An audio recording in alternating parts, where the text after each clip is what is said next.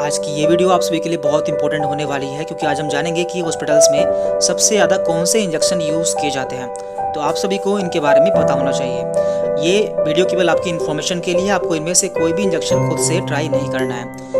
तो देखिए यहाँ पर हमने केवल उन्हीं इंजेक्शंस को लिया है जो कि हॉस्पिटल्स में सबसे ज़्यादा यूज़ किए जाते हैं। तो यहाँ पर पहला इंजेक्शन है डाइक्लोफेनेक इंजेक्शन। ये एक एनाल्जेसिक है यानी कि पेन किलर। इसका use bone and body pain यानी कि यदि हड्डियों में दर्द हो और शरीर में दर्द हो या फिर किडनी स्टोन का पेन हो तो उसमें इसका इस्तेमाल किया जाता है।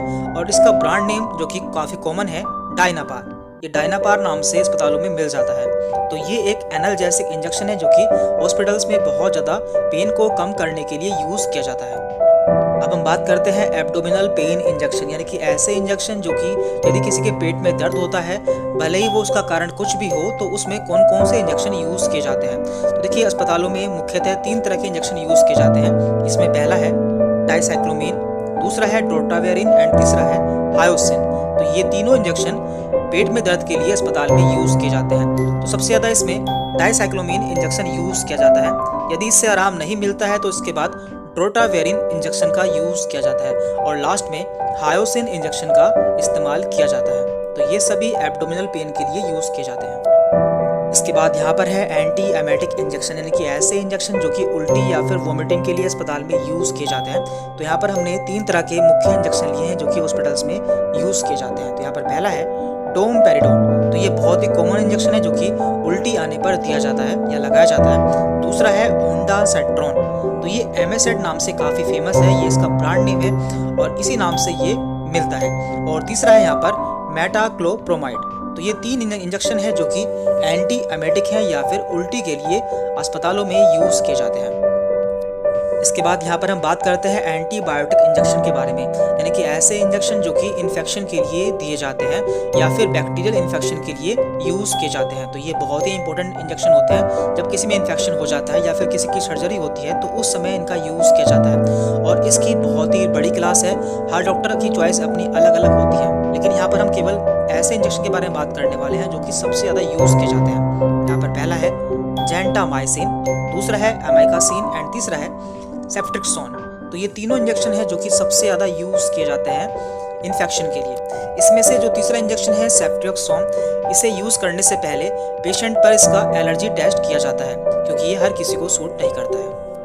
अब हम बात करते हैं एंटी एलर्जिक इंजेक्शन के बारे में, यानी कि ऐसे इंजेक्शन जो कि एलर्जी के लिए दिए जाते हैं। तो एलर्जी कई तरह की हो सकती है, जैसे कि खुजली हो जाना, दाने हो जाना या फिर नाक बहना। तो एलर्जी कई तरह से हो सकती है। तो इसके लिए मुख्यतः 3 तरह के इंजेक्शन यूज़ किए जाते हैं। इसमें पहला इंजेक्शन है फेनिरामिन मैलिएट इंजेक्शन। तो ये आपको एविल नाम से मिल जाता है जो कि काफ़ी कॉमन है। इसकी टैबलेट भी आती है, लेकिन यहाँ पर हम इंजेक्शन के बारे में बात करने वाले हैं जो कि इमरजेंसी केस में दिए जाते हैं।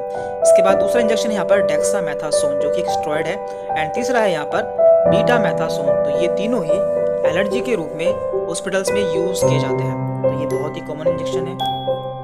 अब हम बात करते हैं इंजेक्शन फॉर गैस्ट्राइटिस, यानी कि हमारे पेट में एसिड का बनना या फिर GERD यानी कि गैस्ट्रोइसोफेजियल रिफ्लक्स डिसीज। तो कुछ ऐसी कंडीशन होती है जब हमारे पेट में एसिड ज़्यादा बनने लगता है, तो उसे कम करने के लिए कुछ इंजेक्शन दिए जाते हैं। तो नॉर्मली आप यदि अब आपके पेट में गैस बनती है या फिर एसिड बनता है तो आप टैबलेट लेते हैं, लेकिन हॉस्पिटल्स में इमरजेंसी केस में इंजेक्शन दिए जाते हैं जिसमें 2 तरह के इंजेक्शन मुख्यतः यूज़ किए जाते हैं। तो पहला यहाँ पर रेनिटिडिन। तो ये रेंटेक नाम से मिलता है जो कि इसकी काफ़ी फेमस ब्रांड है। और दूसरा यहाँ पर पेंटाप्राजोल, और ये पेंटोसिड नाम से काफ़ी फेमस है। तो ये दोनों इंजेक्शन गैस्ट्राइटिस के लिए यूज़ किए जाते हैं। इसके अलावा कुछ और ऐसे इंजेक्शन हैं जो कि अस्पताल में बहुत ज़्यादा यूज़ किए जाते हैं, जैसे कि यहाँ पर है ट्रैंक्सामिक एसिड इंजेक्शन। इसका यूज़ ब्लीडिंग को रोकने के लिए किया जाता है। यदि किसी का खून बहुत ज़्यादा बहता है, वो रुकता नहीं है, तो ऐसी कंडीशन में ये इंजेक्शन लगाया जाता है और इसका एक पॉपुलर ब्रांड नेम है ट्रेनेक्सा।